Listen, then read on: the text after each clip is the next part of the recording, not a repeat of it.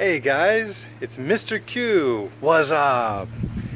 I hope you guys are doing well and staying safe. I'm coming to you from the Maldives. The Maldives are a series of small islands between India and Africa, but closer to India. Here, take a look of where I am staying.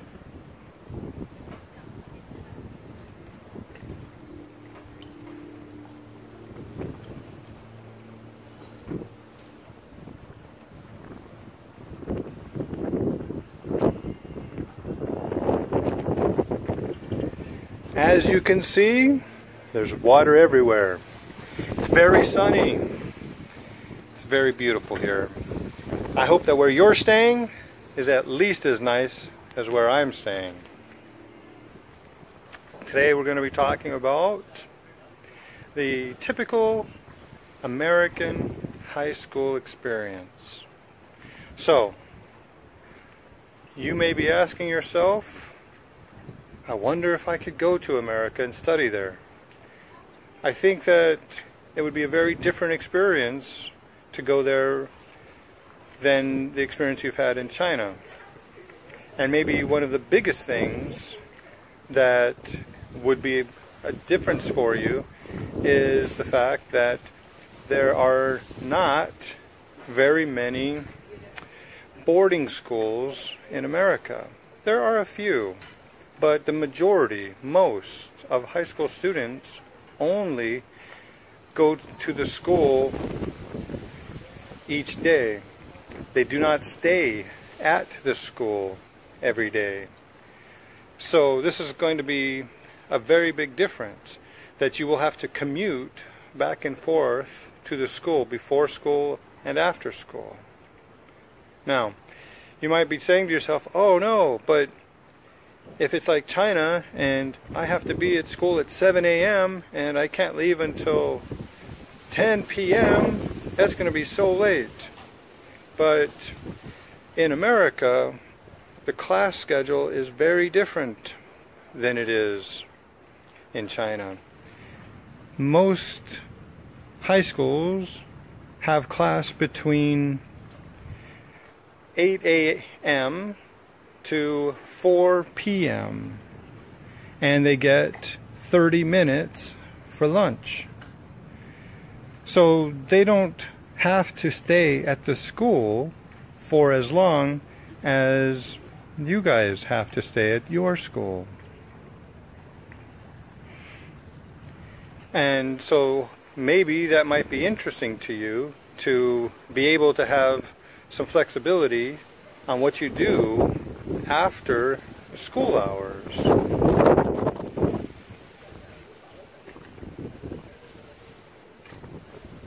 So, what do the American students do after school hours, since they don't have to be at school for as long as you guys have to be? Well, there are many different clubs and organizations that they could join. We call these extracurricular activities. And these are things that they can do that are specific to their interests. So just like you guys, they might join a dance group. They might join a chess club. But there are many, many different types of clubs that students can join. You just need some students who are interested in it. So you could have a club that works towards recycling things at the school. You can have a club that likes to go bowling, and so their club would go bowling sometimes when they would meet up after school. So the only thing that they have to have is a teacher sponsor. So as long as they have a teacher sponsor, a teacher who is willing to be responsible for the students in the club, then they can have any club they want about anything they want. And they can meet as often as they want or not very often at all. Most clubs meet once a week, maybe sometimes two. So, you may also be asking yourself, well, why would students want to participate in extracurricular activities? I mean, yeah, it's something they're interested in, but why would they want to go stay at school longer than they have to stay at school? I mean, I'm sure maybe you guys would like to be able to leave a little bit sooner if you had the choice, right? Well, the thing is that many students use these extracurriculars to put on their college applications to make themselves seem more well-rounded. So if you are in a couple of different activities at school, that makes it look like you are a harder working student. Now, extracurriculars don't just include clubs, they also involve sports. In America, sports is a very, very big endeavor.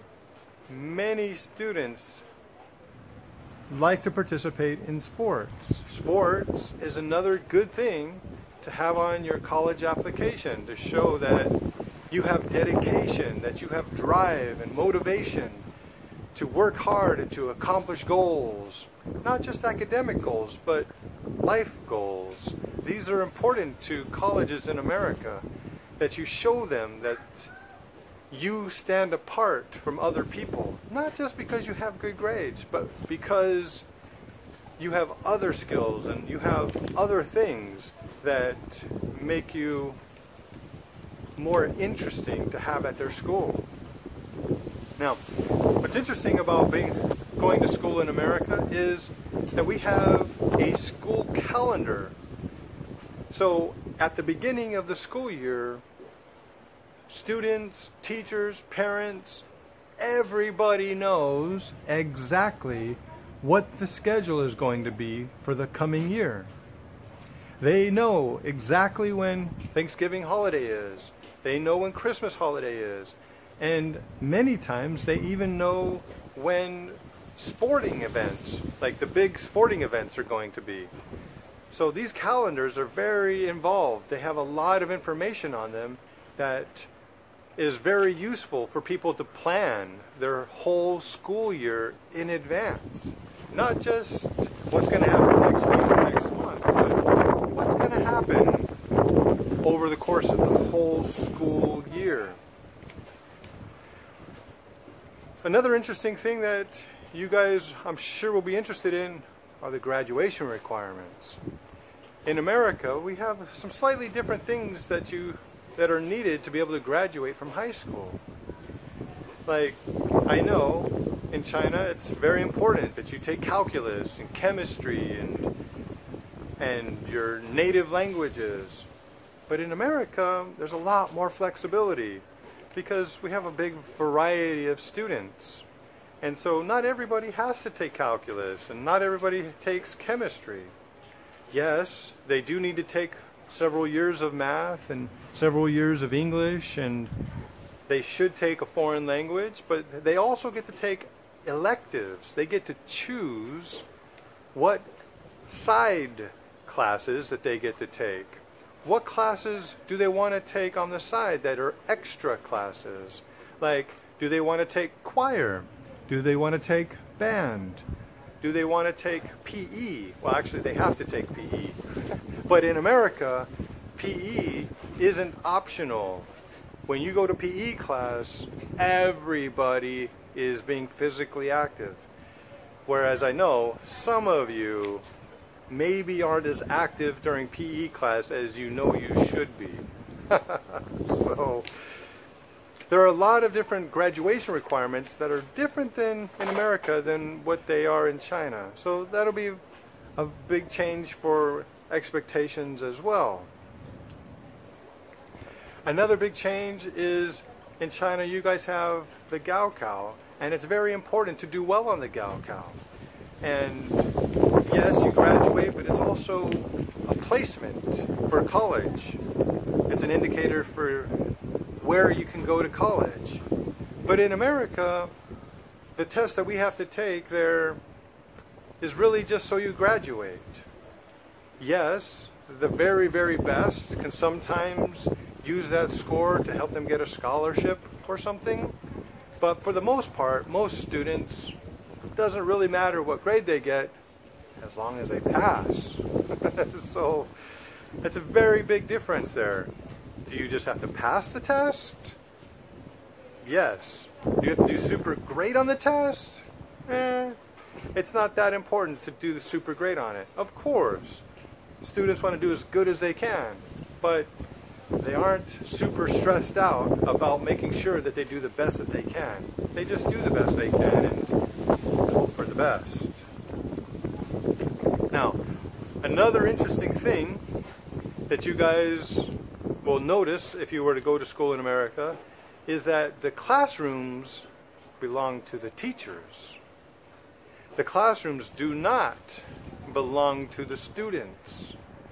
The students go from one class to a different class for every class. Usually they have 8 classes. And every teacher has their own class. So the teacher can decorate the class however they want. If it's a math class, they'll have math stuff on the walls. If it's an English class, they'll have English stuff on the walls. If it's a Spanish class, they'll have Spanish stuff on the walls. So this is a very big difference that the teacher is responsible for the classroom, not the students. And because of that, I know some of you guys like to have your big plastic boxes in your rooms, but in America, you would have a locker. There would be a locker for every student. You would go there, you would put in a combination, open the little door, and you can put your books in there and store them and come back and go to the locker if you need to throughout the day to get different books, so that you don't have to take all your books all the time with you everywhere. This is very convenient to have the ability to be able to not have to have all those books with you and all your supplies with you all the time. And I'm sure you guys have already heard that the class sizes in America are also very different. Usually, we'll only have about 25 students in a class, 30 at the most. So the number of students you guys have in your classes is super large compared to what students would experience in America. And there are pluses and minuses for both of those class sizes, but I feel like you would notice a big difference immediately if you were to go to one of those classrooms.